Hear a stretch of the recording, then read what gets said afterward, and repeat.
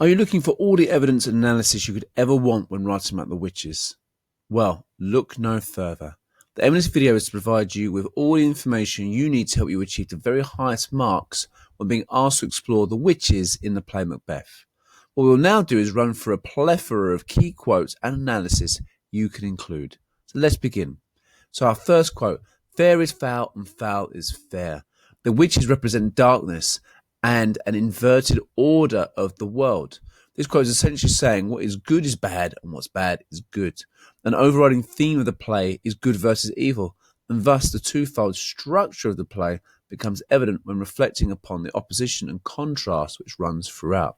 It's also important to consider that this is the first quote, or within Act 1, Scene 1. So it sets the tone in this tragedy, this notion that what is once considered to be righteous is now wrong and sinful.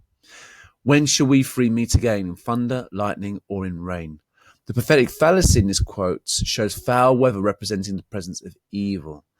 The use of the list provides the witches with options, yet all these elements have a murky undertone of misery and danger, which the witches ally themselves with. Once again, it also plays contextually to the notion that people believe that witches could control the weather, but it also, once more, sets a tone of a play which is going to be murky and dangerous and dismal. Something wicked this way comes from Act 4, Scene 1.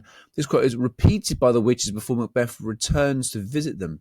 Their reference to Macbeth as a thing shows him as being no longer human in their eyes, perhaps reflecting their view of him as a puppet, or this notion that he's no longer seen as some kind of righteous being.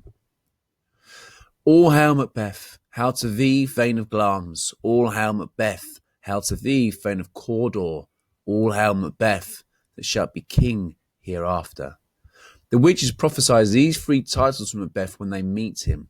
This forms a key question in the play as to whether they are controlling Macbeth or simply planting a seed for him to act upon.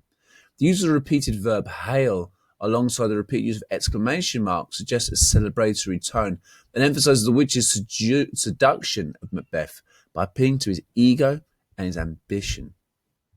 Infected be the air whereon they ride, and damned those that trust them.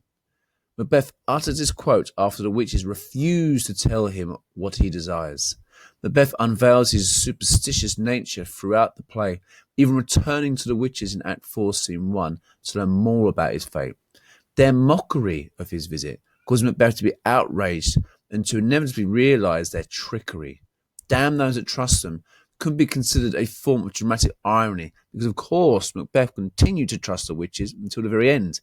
Even on the battlefield, where he continues to believe his charmed life makes him impervious to Macduff's sword, it also acts allegorically as a message to the audience.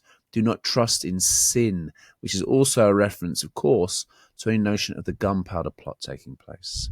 So there are some key quotations that you could use in your essays about the witches, plus your key analysis and context. You're welcome, but make sure now that you continue with your revision. Thank you.